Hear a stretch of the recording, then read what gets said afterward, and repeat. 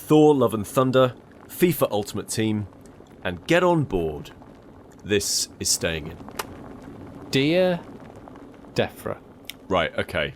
Hello and welcome to the Staying In podcast. Hello, everyone. My name's Sam. Hello. Peter Winton. Hi. Danny Frost. Hi. We've never done this. Dear DEFRA. Yeah. Not Deborah. So, of course, we all know that DEFRA is the Department for Environment, Food and Rural Affairs. And this is for the UK. Other countries will have their own departments. Okay. Dear DEFRA. Dear DEFRA. First, thank you and the whole team for all your good work in keeping the British people safe. You've gone right in there with kind of the compliments, buttering them up. Yeah. This is the most white middle class you've ever sounded, Pete. It's Thanks. great. Thanks. It tends to get me what I want. Yeah. First, thank you and the whole team for all your good work in keeping the British people safe when they're eating Yorkshire puddings, bangers and mash, pies, and again mash, and all the lovely foods from this great nation and abroad. Especially the beige foods. Let's focus in right on those beige foods. Yeah. If you don't know what this is about, by the way, listen to the previous episode. Yeah. This is not the episode to start listening to this podcast. I feel at this point we're just so deep in the cut. There's just no point explaining what this is about if you haven't listened to the previous episode. Yeah, exactly. Second, I have an important question that has been raised by one of the listeners of my podcast. Whose podcast? My podcast. Go on, Sam. And this is my favourite bit of this email, is how you've punctuated these next few words. That I would like to get full stop, to full stop, the full stop, bottom full stop of. Emphasis. It helps. New line.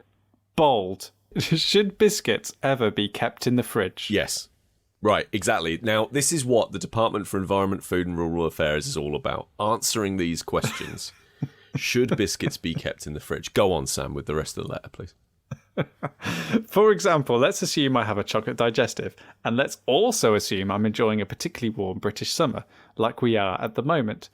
In this instance, clearly the chocolate topping on the digestive is susceptible to melting.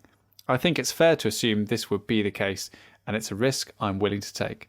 But should I have chilled the classic McVitie Bicky? Excellent. First, to avoid the worst of the sun-based heat damage, or would refrigeration somehow spoil the glorious tea time snack? In addition, are there any biscuits that wouldn't fall under your general guidance to the question, should I keep a biscuit in the fridge? If so, what are they and why? I imagine a jammy dodger could take a significant change in ambient temperature, but I wouldn't fancy the chances of a party ring. Hope you can help me. All the best. Peter Willington. We're investigative journalism at its finest is happening. Now, as an update, I don't have a full response yet, but I do have an acceptance of the email and that my question has been accelerated to a different department. So hopefully we'll be hearing something back from DEFRA and other food agencies in the very near future. stayinginpod@gmail.com is your email address for questions that you would like answered. Basically, we're picking up the baton from the likes of Serial and stuff like that, and like This American Life. We're the next step in that. Mm-hmm. Talking of snacks, I went to the cinema at 9:00 this morning, and and when I told my wife, that I was going to be doing this, we turned to each other and asked each other the same question. But what are you going to eat? Yeah. I was like, I have no idea. Number one question. It's a little bit too early for a fizzy pick and mix. Still too early for a bit of chocolate, and definitely too early for a Tango Ice Blast. Oh, yeah. If it's too early for a fizzy sweet mix, what about a non-fizzy sweet mix? So instead of going for your kind of Haribo Tang Fastics, why not just go for like a Star Mix, something a bit more subtle? The problem you've got there, Dan, is that the one thing that this great nation, this great world of ours has not yet nailed is replicating the specific springiness that gelatin provides.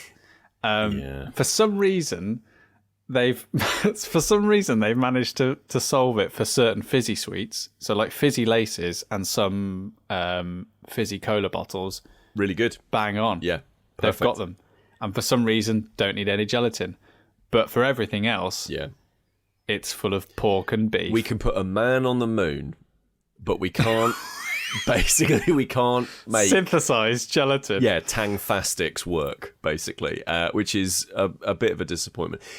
Jelly beans have been solved recently, which is good to see. Yep. Jelly babies still a problem, and you'd thought that it's the same filling. I was absolutely livid when I saw that jelly. So I went into I shop at Sainsbury's. I know, and I went into the sweet aisle, and I found that jelly beans were now vegetarian. I was like, oh, brilliant. Oh, jelly babies, I'll pick up a bag of those as well. Not vegetarian. And I am a grown man, but I was utterly distraught at this idea that they've still not solved. How do you solve a problem like the jelly baby? Is something that many world scientists are still trying to figure out. I smell another investigation.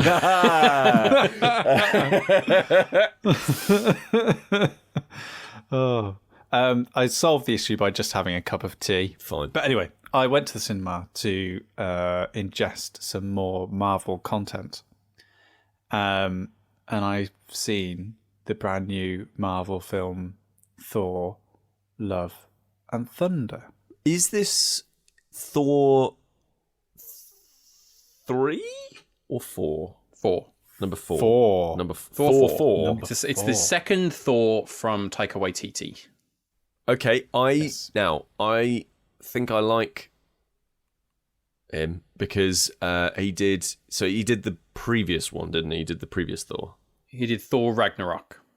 And he's got quite a sort of dark, a slightly black sense of humour.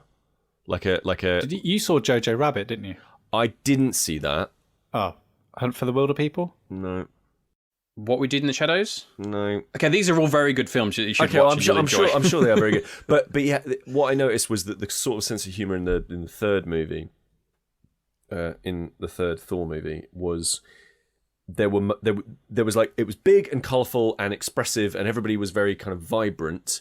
But then every once in a while there'd be a sort of like underlying dark humour to everything. I think there was a lot of I wouldn't necessarily say the humour would be dark or black humour. I think it very much, the issue that I had kind of when Thor Ragnarok came out was the fact that it was constantly undercutting any seriousness with jokes, and there's lots of jokes and very funny jokes, don't get me wrong, they are funny jokes. I wouldn't necessarily say it's black comedy or dark comedy, because it is just, sometimes it's slapstick, sometimes it's quippy, sometimes it's a very distinct sense of humour that's very very much the sense of humour of the director and kind of the writer Taika Waititi. It's very, when you see those things, you very much can point to him and say that's his film, that's his kind of style of writing and style of kind of humour.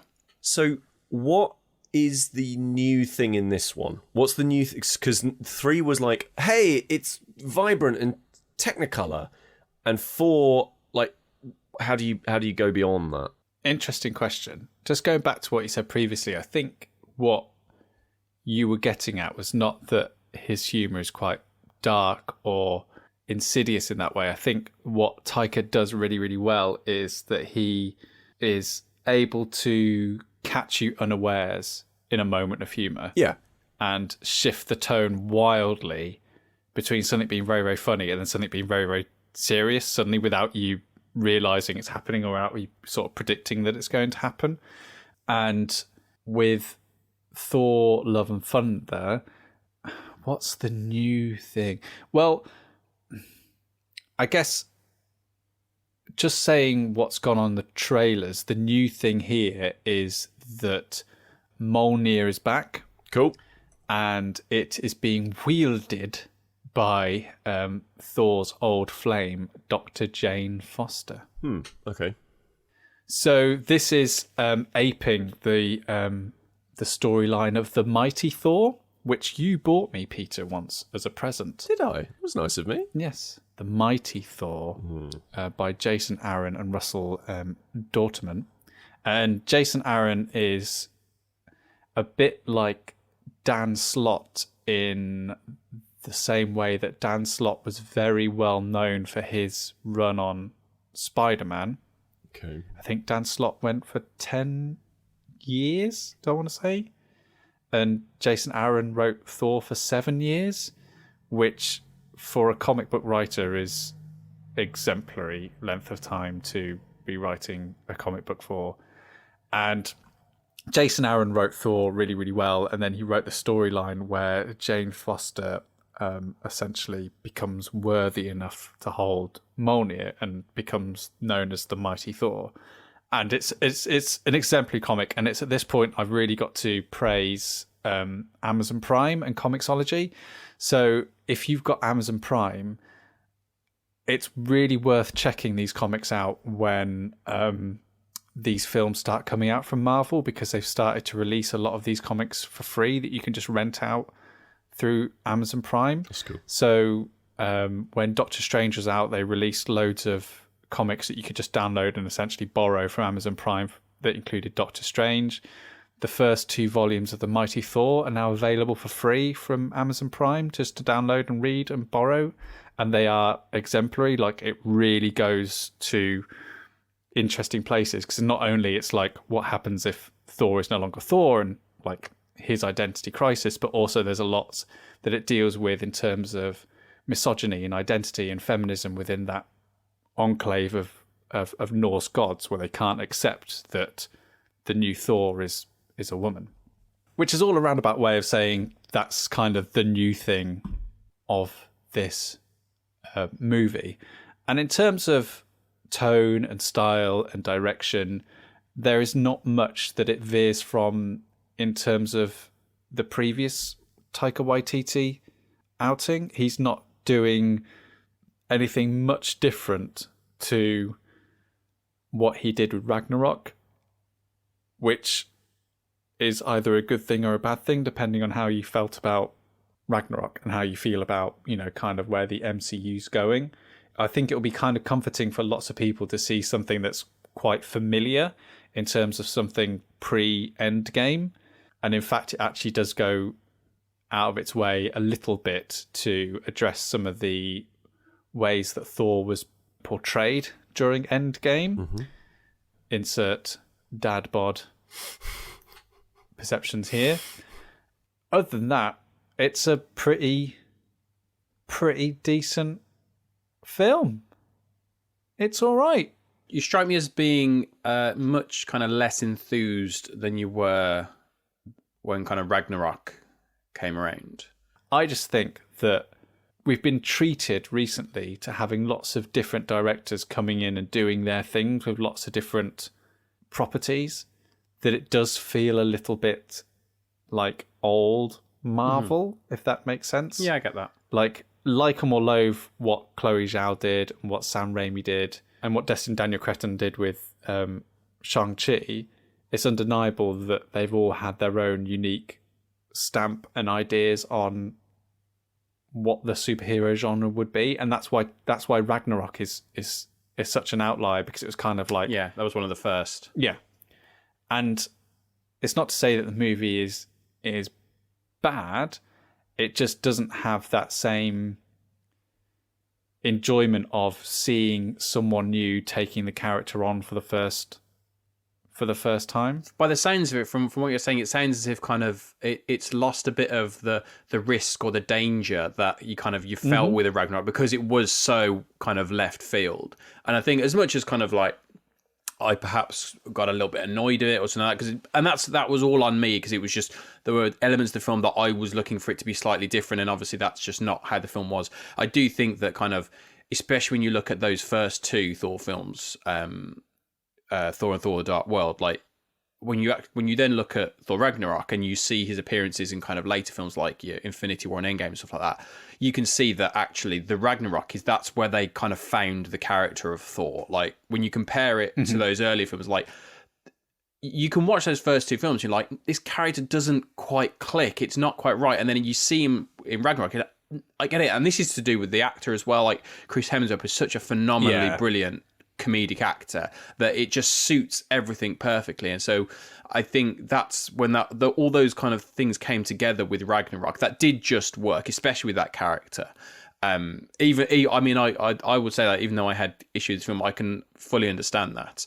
But I think, as you say, it's just a difficult thing that he's not going to completely reinvent it again, because it's the same characters, it's the same world. You wouldn't reinvent it again because you have a story to tell, and you have a certain. And let's face it, Taika Waititi has a very distinctive style of film, different genres and stuff like that, but kind of you're watching a Taika Waititi film when you're watching a Taika Waititi film, and that's not a bad thing. He's just got when you watch a Tarantino film, you're watching a Tarantino film, and so he's not going to completely reinvent the wheel when it worked so brilliantly that first time around, and it suited the kind of the mesh of the style with the character blended so perfectly. He's not going to change that again, which is unfortunate when we're looking at Marvel taking these risks, taking these left turns, and similar. I mean, you did have it with Doctor Strange, but this is obviously one of the first ones that's come out that has had a real continual from pre-Endgame. There were 3 films before Endgame, and now this is kind of a fourth one after it. So there is a lot of history there that you've seen the character a lot, and the director doesn't have the freedom like a Chloe Zhao or like a with Shang-Chi, different new characters that they can put their own stamp on, and they can say, this is how I want to tell this story because they're brand new. And so I can understand why perhaps you didn't fall in love with it, perhaps like you did with it first time round. I think you're right when you say that there was no risk taking. There's no real there's not really a brave thing that Taika's doing in terms of really addressing or doing with the character, and that's fair enough. He still tells a decent Thor story, and I think that, as you said in the podcast last time when we talked about Miss Marvel, I think that we're getting to a point where with Marvel films where more than ever they're not really being made with us in mind, as a mid-30s guy. I think that where it started to where people are now growing up with the films, I definitely think that they are catering for that sort of 12 to 15 audience more and more, because this is a really good kids movie. I just think the same risks and the same stakes are just not there that's going to really entertain myself, but for a kid, for someone younger, definitely. It's just I just think that the audience is completely skewing away from what we want. When Endgame was rolling around, I'd kind of said that I was going to perhaps step off the train, because it's such keeping up with kind of the Marvel stuff can be very intensive, and I think probably a lot of people did that. And so when you've reached that kind of that pinnacle, and I don't mean say obviously I love Endgame, but just the notion of having 20 films bringing up to this big climax and the climax paying off, that's when you've reached that high bar and then you have to start again, it's very difficult to reach to get that far. And so I think kind of there is that element of it needing to be for a newer audience that perhaps weren't right there at the start, because it's 10 years ago now, that perhaps weren't there then, and they're starting afresh. And so the people like us, who there is an element of tiredness with kind of the kind of films, and that's just natural. That's not to say that the films are tired, but kind of as a viewer, kind of I've seen so many of these things, you pick up on the tropes that kind of happen continuously. That's why we like it when new directors and new things come in. But that's perhaps why that, as you say, they're leaning towards a different audience. Now, not the fact that we're not suited to that anymore, but kind of we've seen this already, so we're not as engaged as perhaps we might have been. Yeah, and I think it's perfectly natural as an audience to be that way. I think that this is probably a good time for me to plug a book that I've been reading at the moment called All of the Marvels by Douglas Walk. And Pete, I'm going to send this to you, or at least recommend this to you as an Audible book. Yeah. And basically, the author has read practically every single Marvel comic ever released, 27,000 of them. And the book basically talks a little bit, like explores like the history of Marvels, and then it'll break down important comics of a certain character and explain the context that comic was being written, or explain, you know, like the friendship between Stan Lee and Jack Kirby and Steve Ditko. But it's an exceptionally well written book in terms of trying to capture what it's like to engage with a medium that has gone on for so long. Reading this book has made me really understand that how you interact with comics is meant to be a kind of dipping in and out relationship. Like, you find your writer, you find your character, you find your storyline that you really connect to, and you jump on board for it. And then what comes after, or what came before, might not appeal to you at that time, at that moment, but that's fine, because the comics will provide something else, or there will be something else outside of that to enjoy. And I feel like at the moment, that's where Marvel is kind of getting to me. Like, in a few years, it just might not be my thing at my time, but that is fine, because it's not always meant to be, and it shouldn't always be my thing. They shouldn't always be catering to my thing. Like, that's the joy of comics, is that there's always another writer, there's always another take on characters, there's always another way to proceed with a story. And the book starts off with an amazing thing where it talks about, well, how do you enjoy comics? Like, do you start from 1, Peter, and read up to 27,000? And the writer uses an excellent analogy, and he says, you know, imagine like the history of Marvel Comics as a mountain. If you started climbing that mountain from the bottom, you'd never get to the top. The top would always seem like it's in reach, but you'd never get there, because comics are always being produced. They're always, you know, the mountain is just getting higher and higher and higher. The way to enjoy comics is to just jump into the mountain and bury yourself into it and find a way out. And what you find with the comics culture is that people find their way out, and they build these little balconies, attracting you to them. So, and I found that like a really interesting idea, and it's the same with, you know, Marvel, and kind of what we do on this show, is that we're kind of like going, right, these are things that are appealing to me. If you're this kind of persuasion, dig into the mountain and come and find this passage, and come and find me on this terrace, and we'll show you down this line.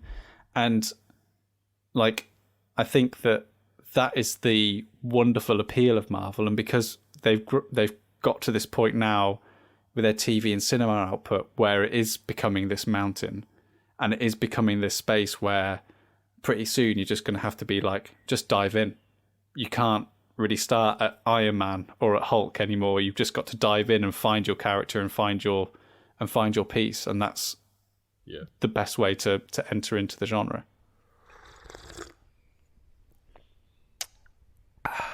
I have been playing a lot of a new game that I think you guys might be quite excited about.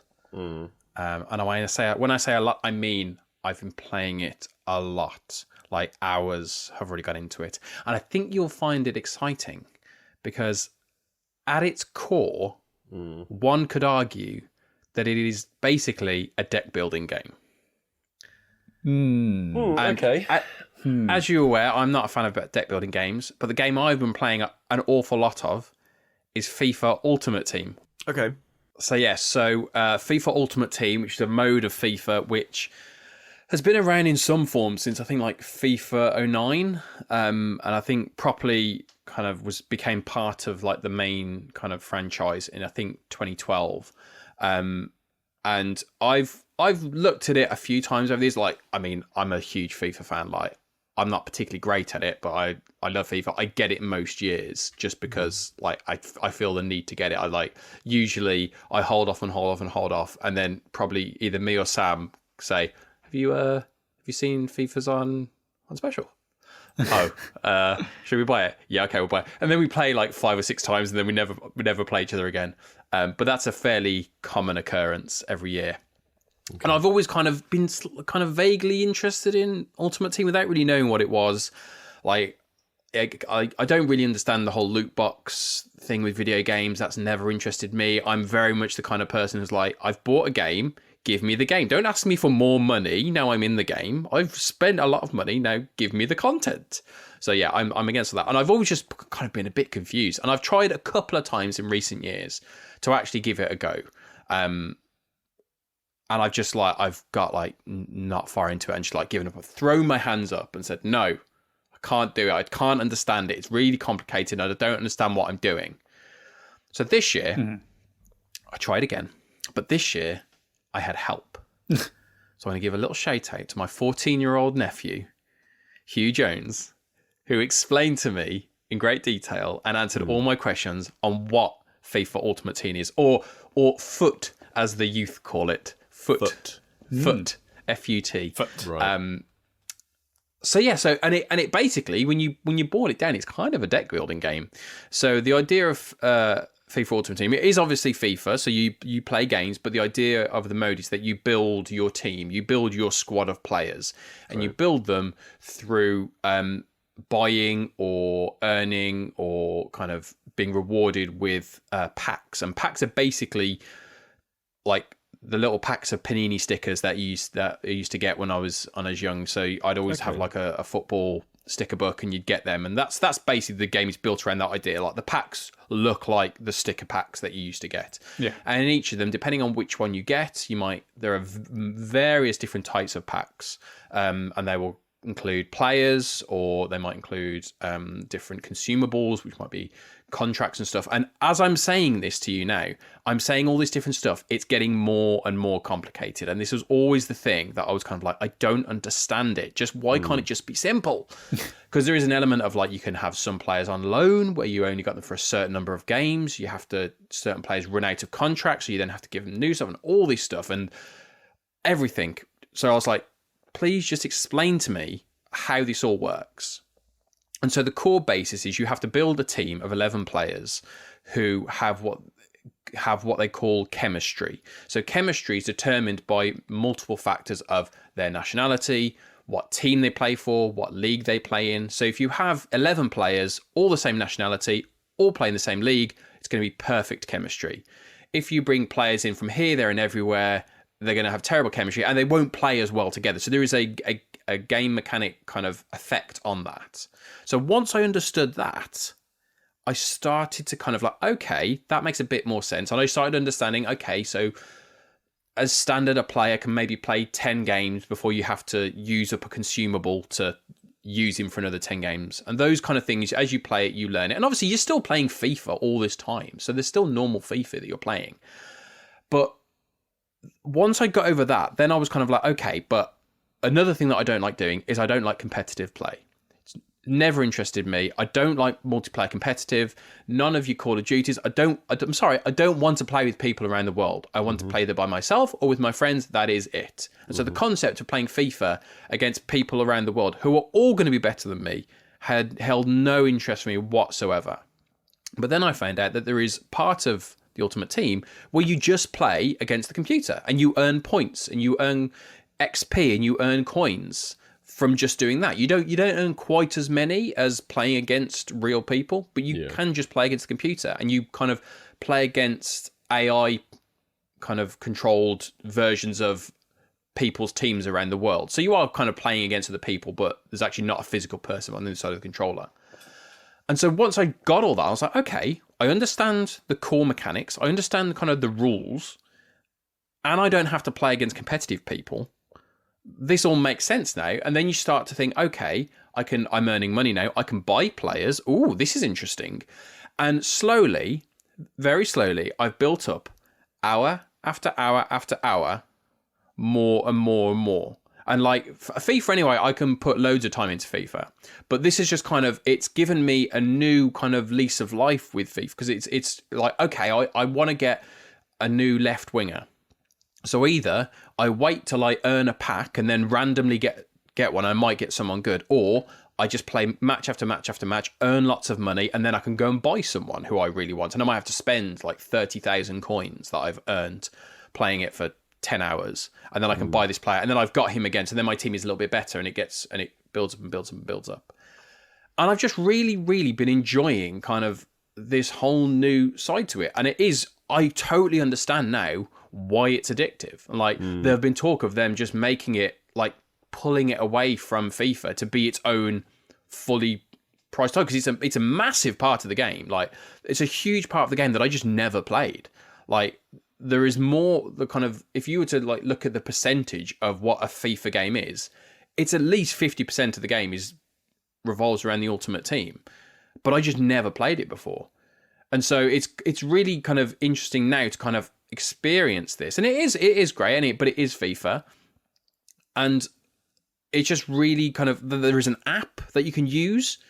I'm not even giving you all the information, all the different parts of this mode, because it's so complex. And there's loads of different stuff. There's challenges that you can do, and you can trade players and exchange players in order to get new things and everything. And there's rankings and points and milestones and foundations and all these different rewards that it's very difficult. And that's what held me back for so long, that I just couldn't break that in. And it wasn't until my 14-year-old nephew basically sat there and said, okay, this is how it works. Okay, this is what you do, and then you do it. And then like afterwards I'll talk to him and be like, oh, so how's your team going? I was like, oh yeah, I've got this guy, I said, oh yeah, I've got him. You've spent a long time. Yes. Do you feel the draw to spend money? No, I understand the draw to spend money. Right. I understand the draw to spend money because, like, I feel very strongly that I've spent my money. I don't want to. I shouldn't have to. I don't believe in the kind of the spend to win type thing. I've spent my money. You should have a mechanic within your game that rewards me from playing the game, and it does have that. Absolutely, it does have that. And I have been able to get lots of good players and spend lots of money, and I've not had to spend kind of my own money. But there is that thing of like, okay, I want this player. I want to get this player because the way I've structured my team, he's going to work best because he's got the right nationality, he plays for the right team, he's in all that stuff. But I don't have enough money for him now. But I could spend some of my own physical money, and that would get me the requisite number of coins that I need, and I could just get him right now.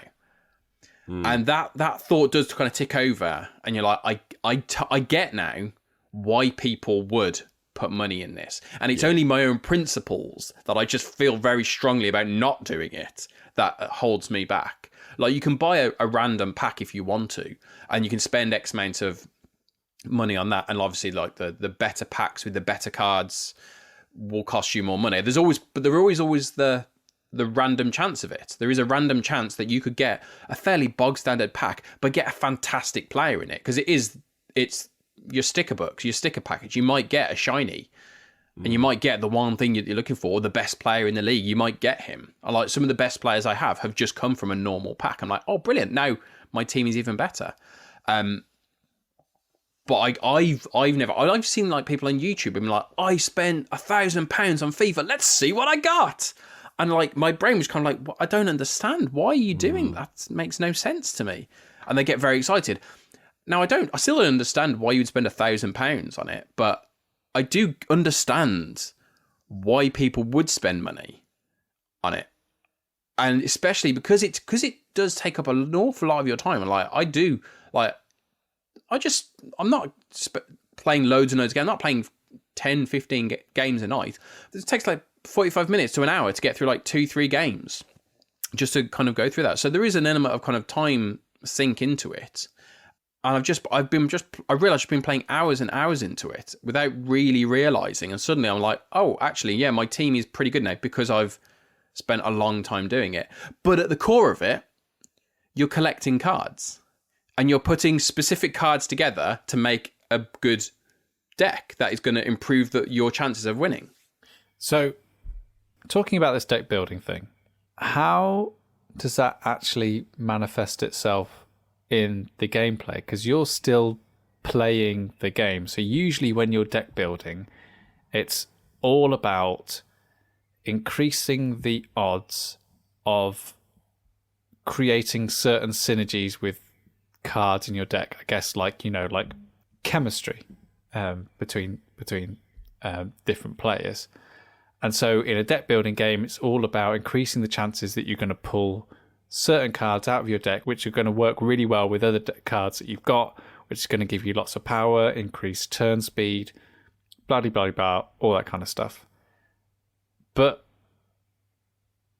how does that actually manifest itself in the game if you're still playing the game? So what I'm kind of meaning is, if you've got a midfielder who's got bad chemistry with an attacker, does that mean when you pass the ball to the attacker, he's just going to miss the pass because they got bad chemistry, but you're still controlling it? I don't understand how those two things coalesce. Well, if you think about it, when you're playing kind of FIFA, you're obviously majority of the time, at any given time, you're controlling one player. Say if you've got the ball, you're controlling the player with the ball.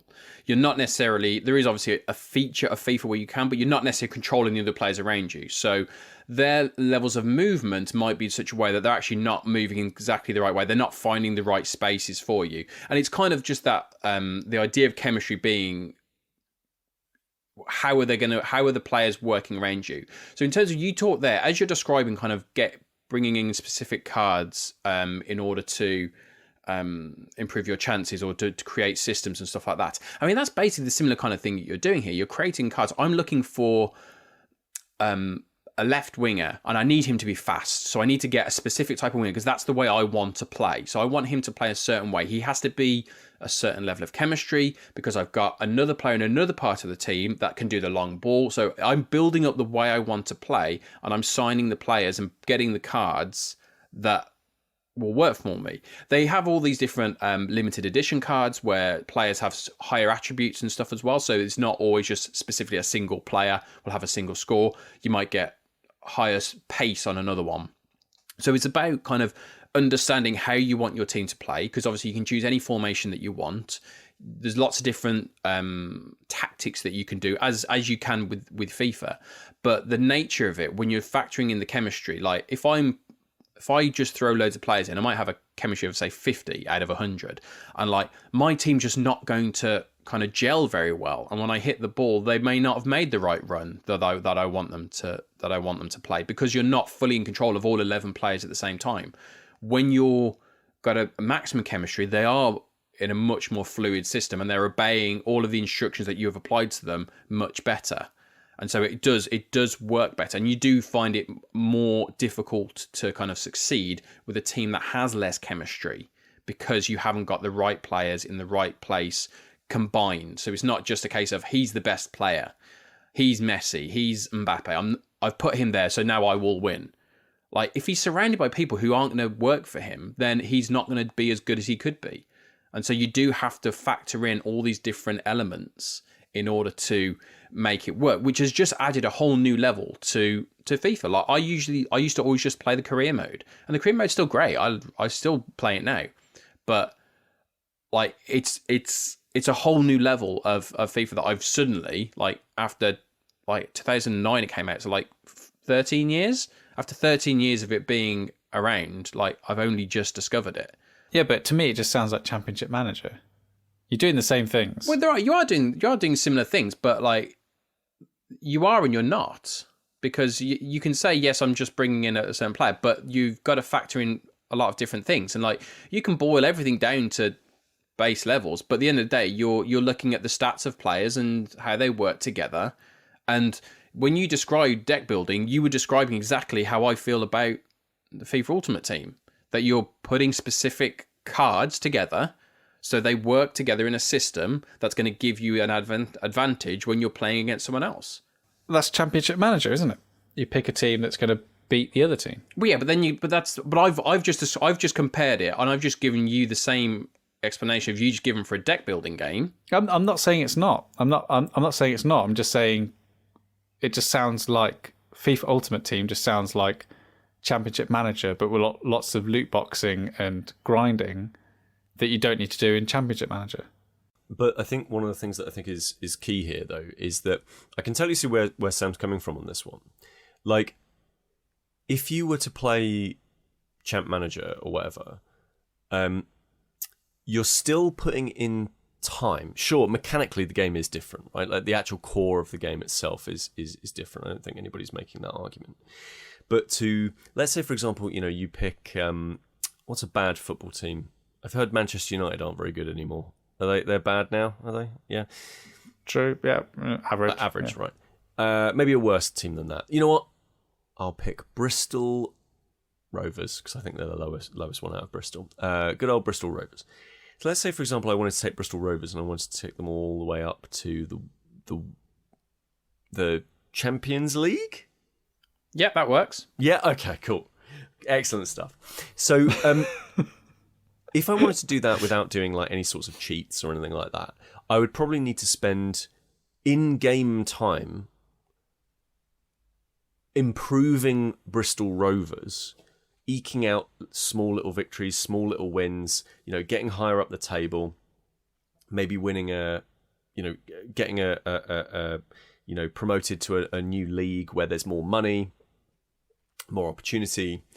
You're able to then attract better players into the team itself. You can then start to build out the I'm sure the synergy of that team with training and putting the right squad together. You keep going. Imagine that you've got you can play as Bristol Rovers for like, I don't know, 70 years or 80 years or whatever it is, but you keep going, and you are building this ultimate team out from essentially a set of not particularly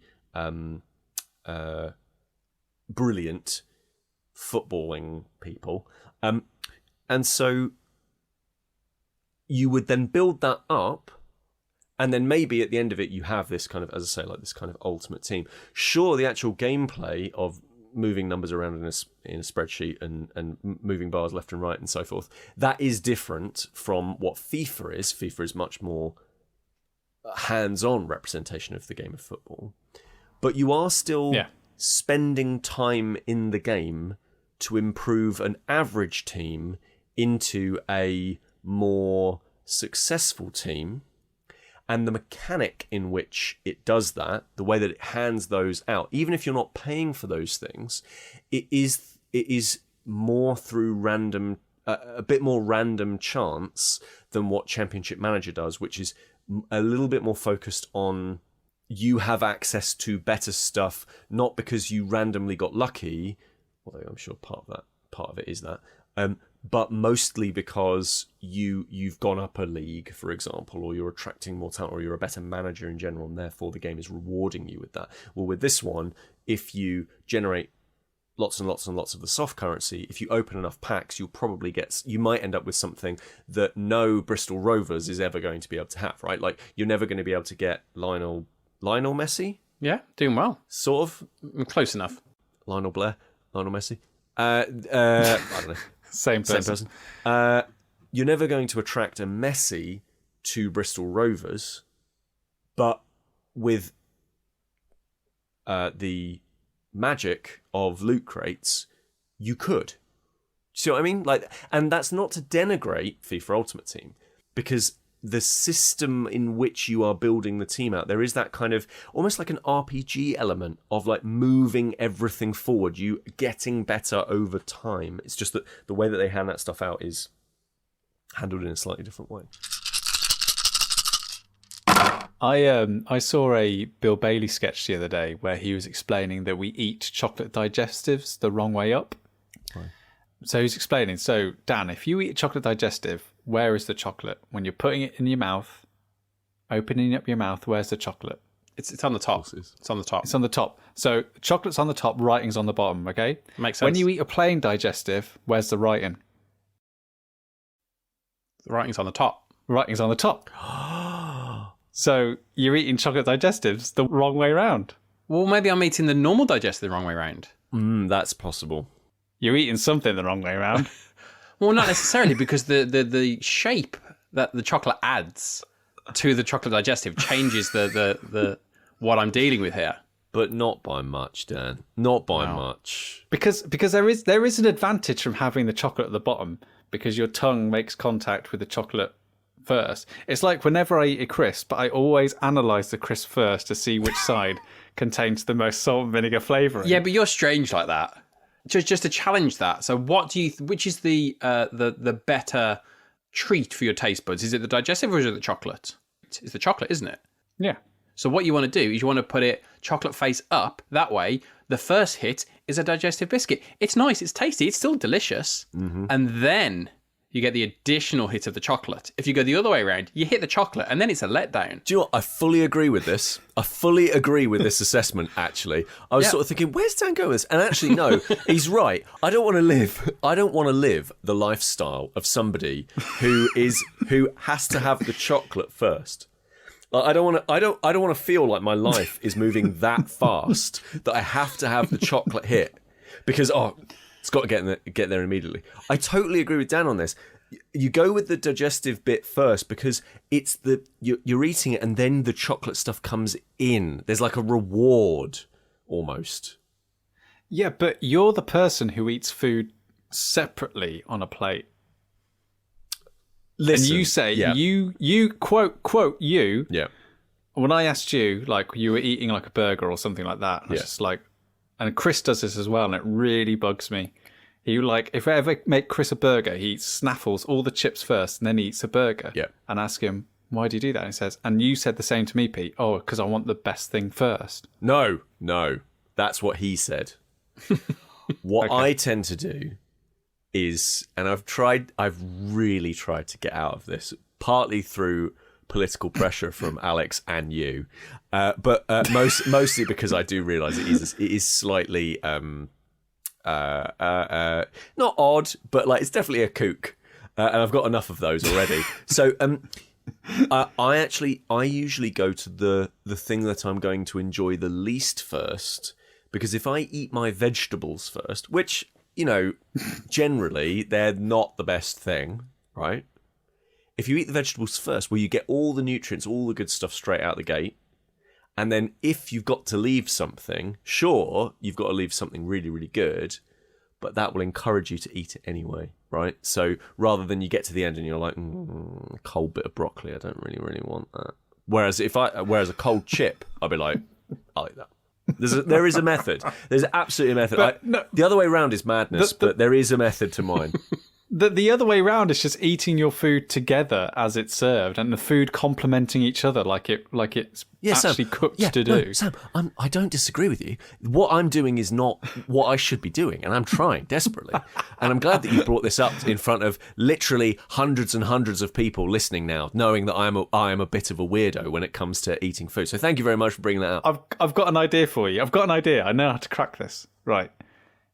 Your partner is excellent at building and creating things. Sure. So I think they should create you a food wheel, and on the food wheel it should have numbers, and it could be one of those clicky clacky things that goes around that you know, they're exciting, they're a thrill. There was one of them at the Bristol Craft Beer Festival for the Stella stand or the Heineken it was stand? some like what kind of craft beer festival was this? Yeah, no, it was a weird stand. It was like it was Budweiser. It was a Budvar stand, and even though I'm not the biggest fan of like Budweiser, I was like, I really want to go on that clacky wheel because it just looked like fun. Yeah. But like, and then what you can do is you put like numbers 1 to 4, and you make sure what you're eating has at least 4 components, and then you rotate the clacky thing around and you eat first whatever it lands on.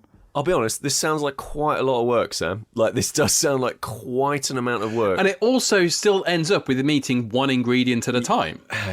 All this accomplishes is it eats them in a random order. And that I've got to go through quite a lot of plyboard. For context, Pete, the way you eat your food is the exact same way that my 4-year-old eats his food, because he does that as well. Here's the thing, Dan. What do you think about? Do you like your 4-year-old? I do like my 4-year-old, and I like you. Do you love your? That is a loaded question. Do you love your 4-year-old, Peter? I do love my 4-year-old, and Peter, I love you as well. Great stuff. I love him in spite of his eating habits, just like you.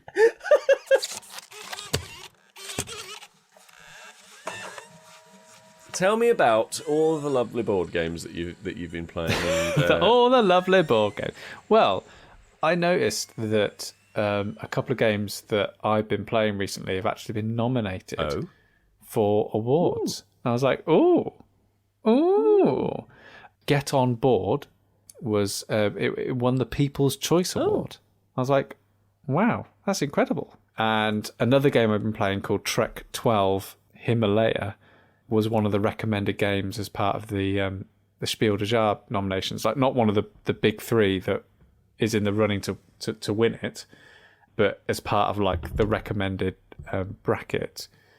So I thought I'd share those two games because I think, they're obviously rather good because they're being nominated for stuff. So they're both kind of roll and write games. Yeah, well done, Sam. Tick, tick, staying in bingo, whatever. But they both do something different with the genre that has like come on leaps and bounds so much to the fact that Twilight Imperium is coming out with its roll and write game later this year. And I looked into pre-ordering it and it's about £55. And I was like, oh my, that is a lot of money for a roll and write game. Don't get me wrong, at that price point, I'm interested because it's like, it's got to be doing something to warrant that price tag. Anyway, that's my own personal struggles. I'm working through it. Don't worry. I'm fine. Send help. So Get On Board is a re-implementation of a Japanese game called Let's Make a Bus Route by a designer called Sashi. And this has been published by Yellow, and there's been new artwork by Monsieur Z. And it's like a roll and write game, but it's a flip and write game. And how Get On Board works is that you have two maps, New York and London, and what you've got to do is make the most efficient bus route through one of these cities. Now, what I really like straight from the off of this game is that it looks gorgeous. If you're playing a 1 to 2 player game, you play in New York. If you're playing a 3 to 4, then you play in London, with the idea being that New York's a more condensed and grid-like based city, so it's a bit more simpler to go around, whether London's a bit more sprawling and confusing to get around, so it suits a bigger player count. And where this game sort of differs from other roll and write games that I've played is that you have a shared space that you're writing in inverted commas, because you're playing on a New York or a London which you are all contributing to. So what happens is you play a card off the deck and that tells you a number, and then on your sheet that number will refer to a specific sort of Tetris style shape. Right. And then you take little wooden rectangles, like little wooden cuboids from you, and you put them down in the city. So you're literally building a bus route through the streets of New York, and you do that, and then the player next to you will do the same thing. So you're all contributing to these bus routes sprawling through the city.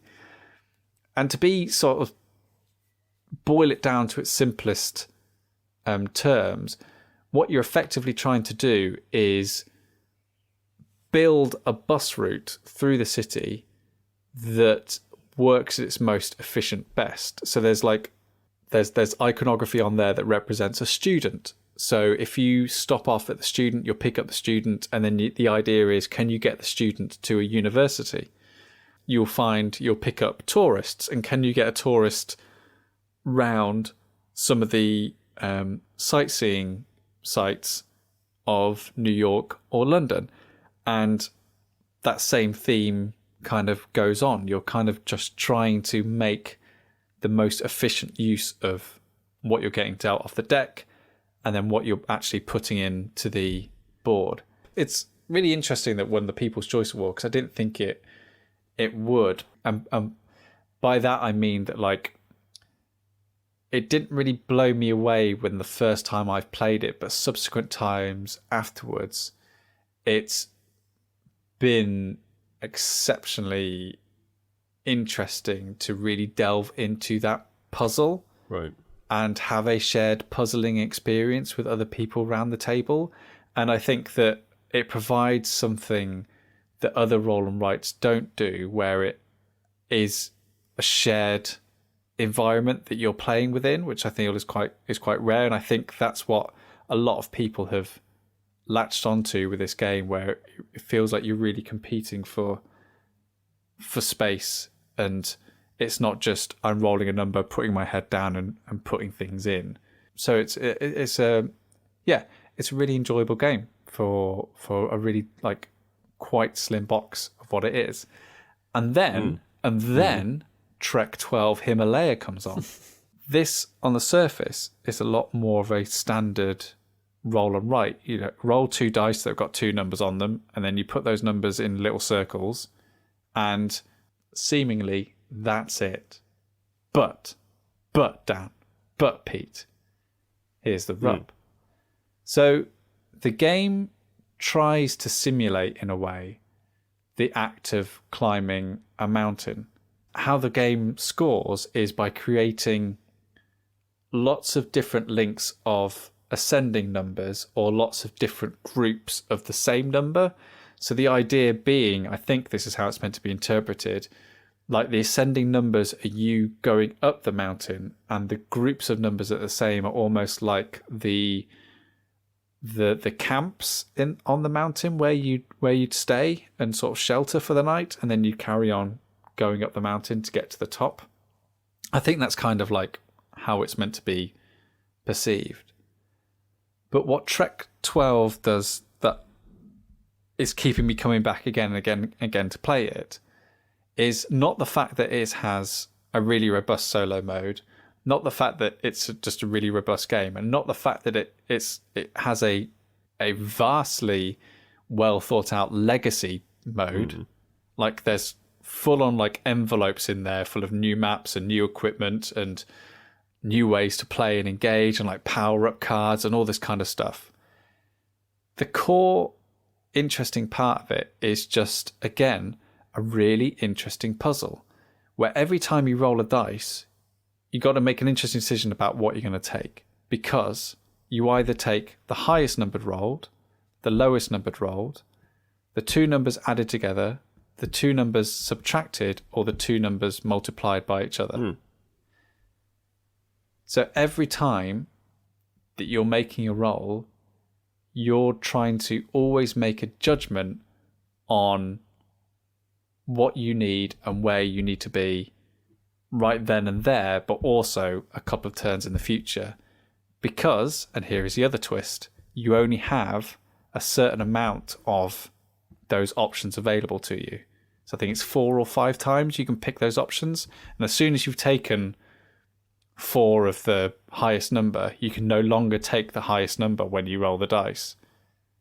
So the game always comes to a crunch point where you're left multiplying numbers together, or just taking the lowest, or having to add them together and taking that as the sum. And as someone who's played a lot of roll and writes, like that is the thing that always keeps me interested. Like a mechanic that is so simple in its execution, but yet yields so many different responses and variables that just keeps you coming back for more and more. What another lovely episode. That's it. That's everything. That's a wrap, folks. That's a wrap on staying in. 155 and out. Nice big round number. Yeah, nice big round number. I am boiling, so I'm going to go away now because the thing is, what I have to do is I have this really nice John Lewis fan in my corner, in the corner of my room, but it is somewhat louder than it needs to be for a podcast recording. So I turn it off, and I am absolutely sweating at the moment. So I'm going to leave. So hang on. What Dan doesn't know is, Dan, when Chris and I went down to Bristol, Alex and Pete, at whatever opportunity they could have, brought out this John Lewis fan of theirs. And like, it says on big text on the front of it, John Lewis. They brought it out when I arrived. They brought it out again when Chris arrived. And at each time they brought it out, even though it says John Lewis on the front, they felt the need to point out and go, this is a John Lewis fan. This is a John Lewis fan. As he's just said it again there. I know, yeah. Did he ever turn it on?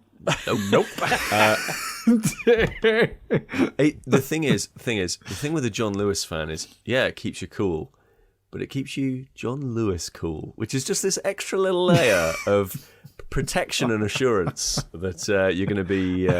What does that mean? Listen. I'm going to go now. So if you would like to email us about any of the nonsense, if you want to, any of the nonsense that we've talked about today, stayinpod@gmail.com, you can reach us there. You can slide.